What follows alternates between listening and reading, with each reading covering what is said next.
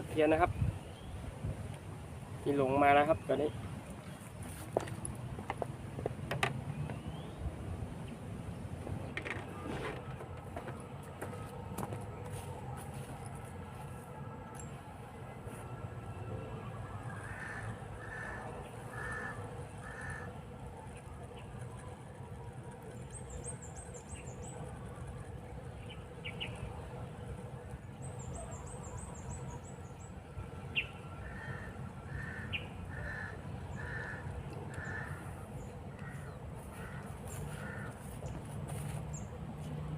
มาคู่นะครับ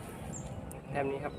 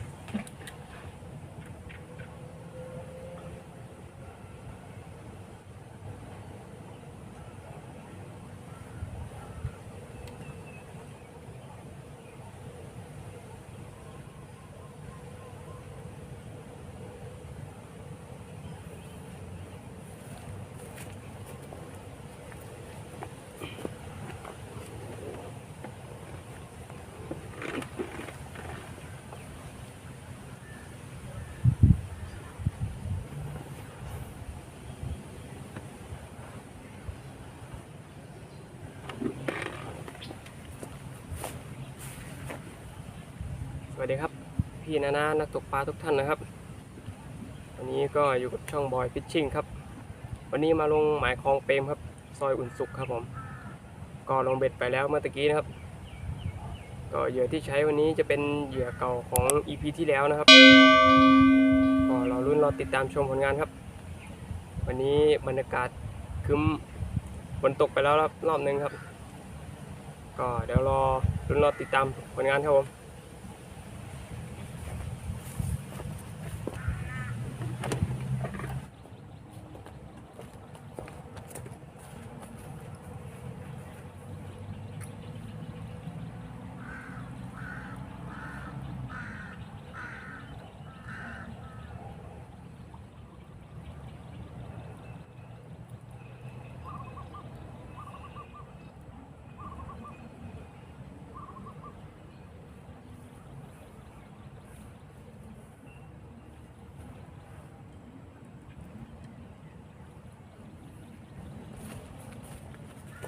แต่งแต้มแล้วครับ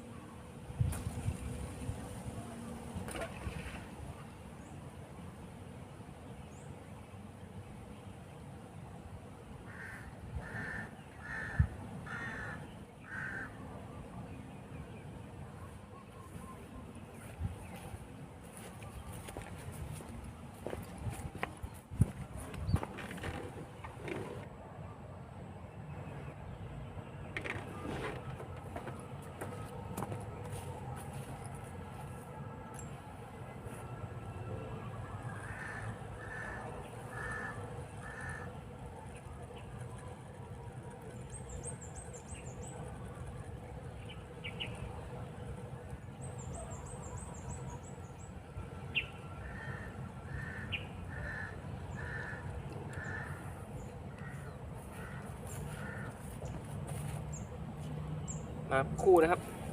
แถมนี้ครับ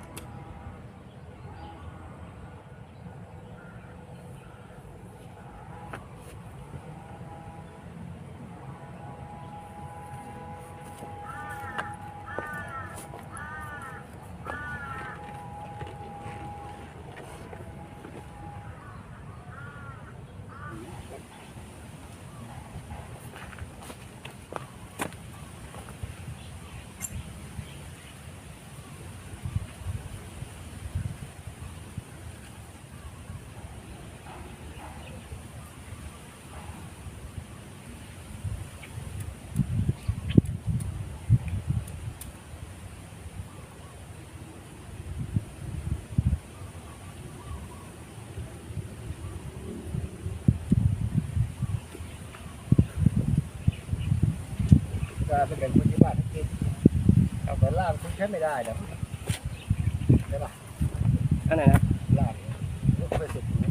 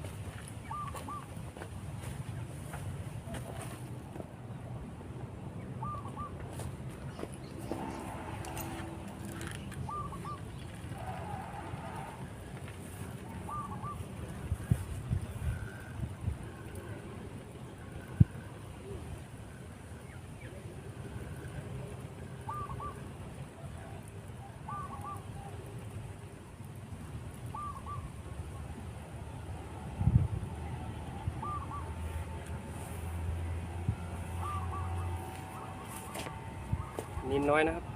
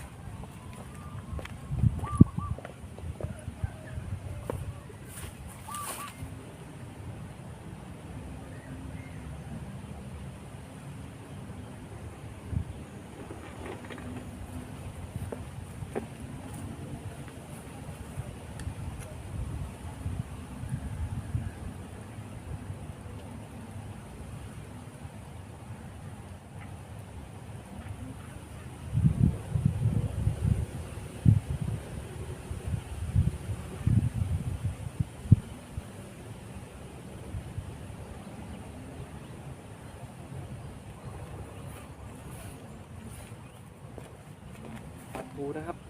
มีแต่ไซส์เล็กๆครับ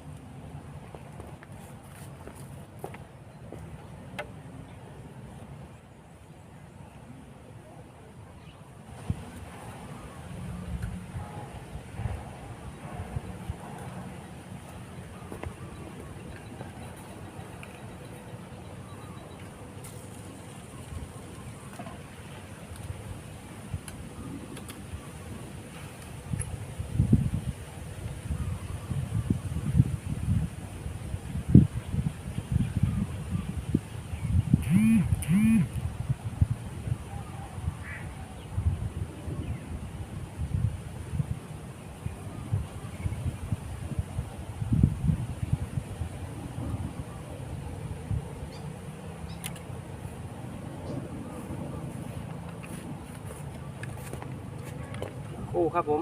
อันนี้ครับ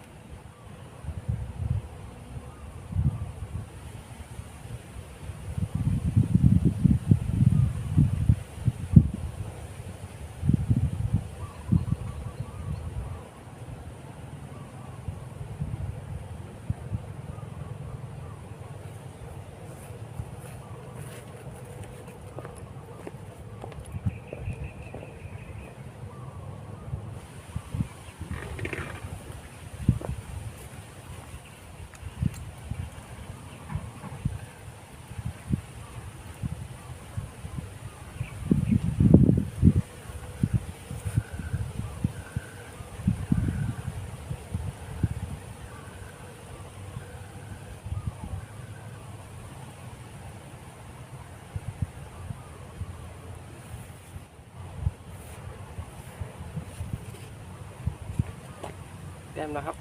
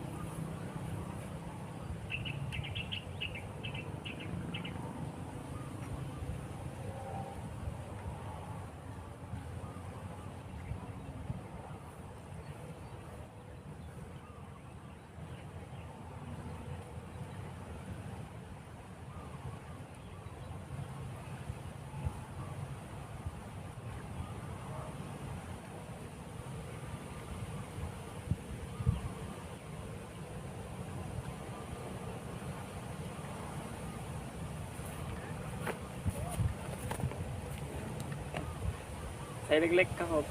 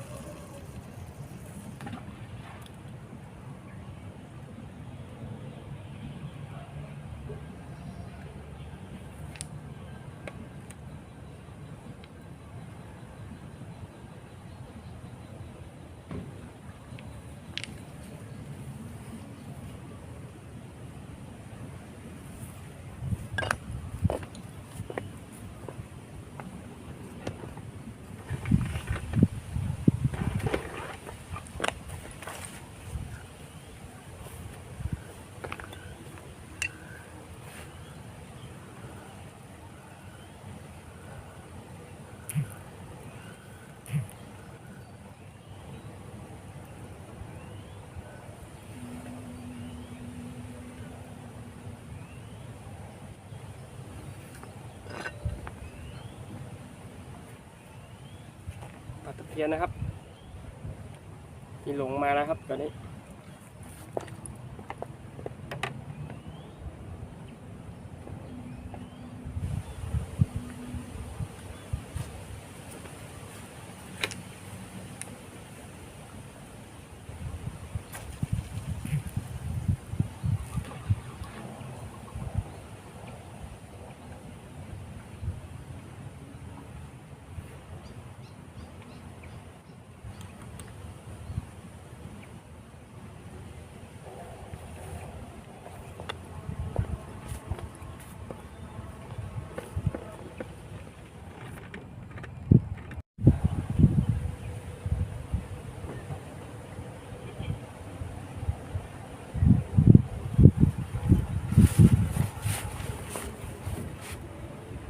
ครับผมก็ตอนนี้ฝนเริ่มตกแล้วนะครับลงเม็ดมาแล้วนะครับเม็ดใหญ่นะครับก็ตอนนี้ก็เวลาผ่านไปชั่วโมงกว่าแล้วนะครับนี่เวลาบ่ายโมงกว่าครับก็มีแต้มเรื่อยๆครับปลานิลนะครับกินค่อนข้างกินถี่ครับแต่ว่าไซส์ไม่ใหญ่ครับก็เดี๋ยวรอลุ้นรอติดตามชมผลงานครับผม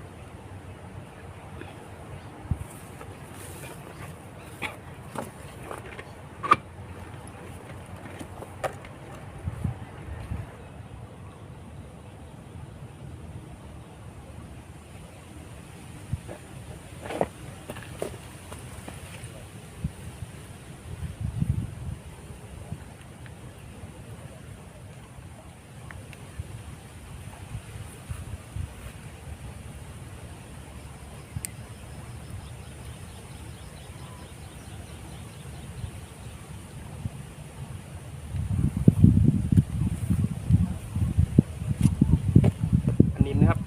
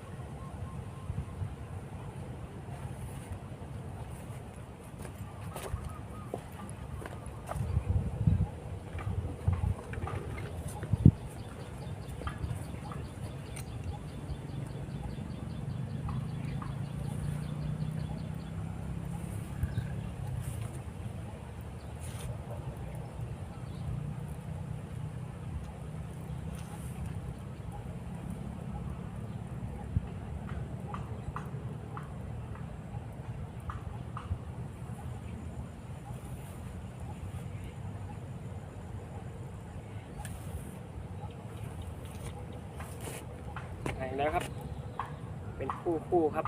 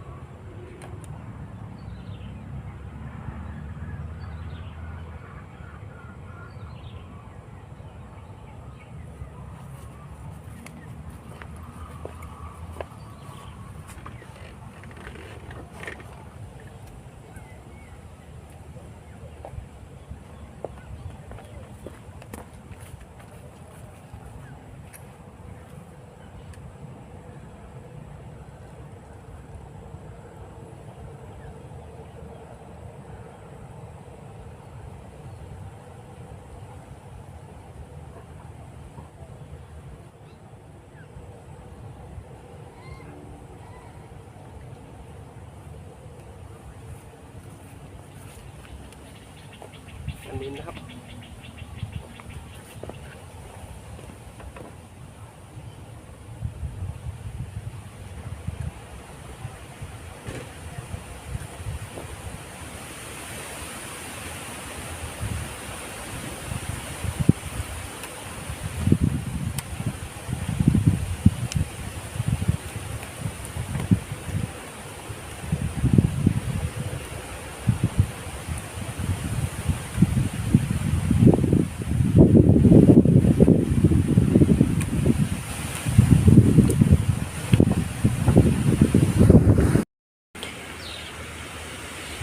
ก็ตอนนี้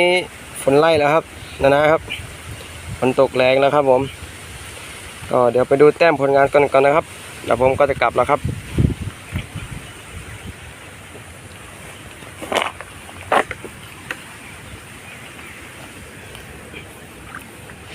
ไซส์ไม่ค่อยใหญ่ครับแต่ว่ากินจัดวัดกระจายนะครับผม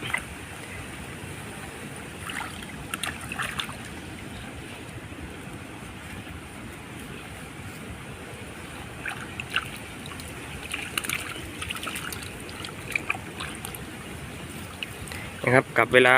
2 ชั่วโมงครับก็ตัวเล็กมากเดี๋ยวผมก็ปล่อยแล้วนะครับ